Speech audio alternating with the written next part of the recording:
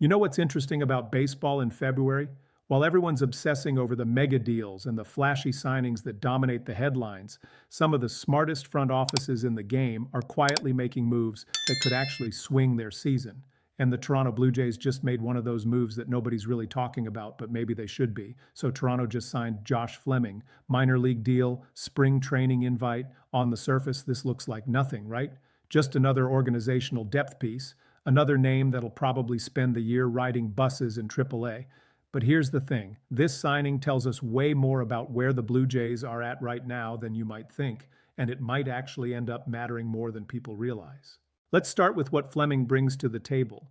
This is a guy who's thrown over 250 innings in the big leagues. He's made 55 appearances, started 22 games, pitched for both Tampa and Pittsburgh.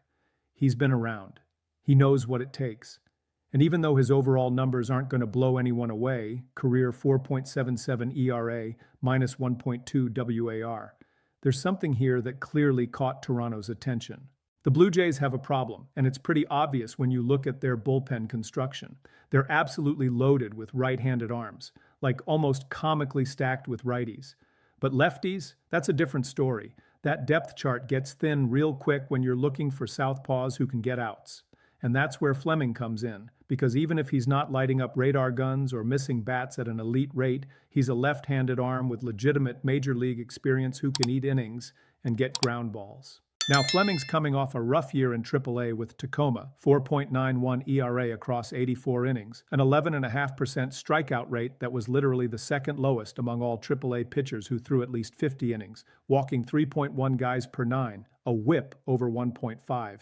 None of that is good. None of that screams this guy's ready to help a team trying to compete.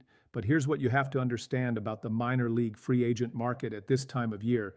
Teams aren't looking for perfection. They're looking for potential solutions to specific problems. And Fleming represents a very specific potential solution. He throws a sinker that generates ground balls. That's his thing. That's what he does. When he's on, he's getting weak contact, inducing double plays, keeping the ball in the park. For a team that plays half its games in a bandbox like the Rogers Center, having a guy who can reliably get grounders is actually pretty valuable, even if he's not striking guys out. The most recent sample we have of Fleming in the big leagues is actually somewhat encouraging.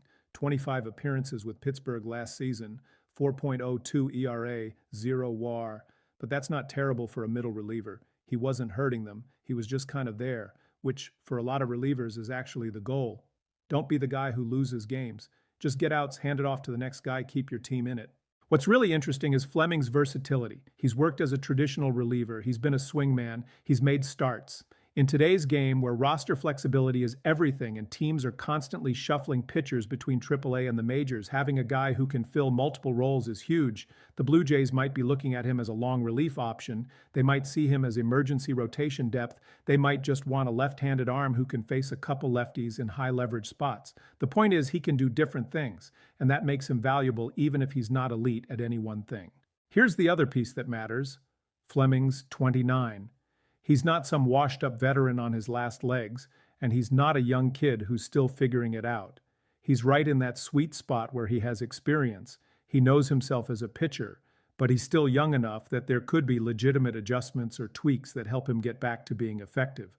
Toronto's player development staff has shown they can work with pitchers, they can make adjustments, and sometimes all it takes is a new voice, a new approach, a different way of looking at mechanics or pitch usage, and suddenly a guy who was struggling finds something that works.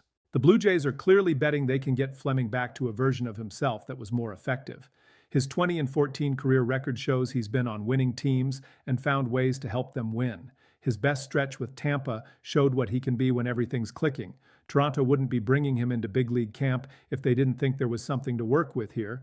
Now, realistically, where does Fleming fit when the season starts? Probably AAA Buffalo. That's just the nature of minor league deals with spring training invites.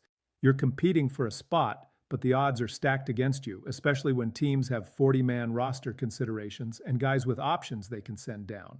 But here's where it gets interesting for Fleming. If he shows up to camp and looks good, if he's throwing strikes and getting ground balls and looking like the guy who posted that 4.02 ERA with Pittsburgh, suddenly he's got a real shot. And even if he starts in AAA, so what? The Blue Jays are going to need pitching help at some point. Every team does. Injuries happen, guys underperform, you need fresh arms. If Toronto loses a lefty or if someone in that thin group of southpaws struggles, Fleming could absolutely be the first call. He'd be major league ready, he knows the league, he can step in and contribute immediately. There's also the reality that spring training is where reputations can be made or remade. We see it every single year. Guys who were supposed to be org depth suddenly force their way onto rosters because they dominate in March.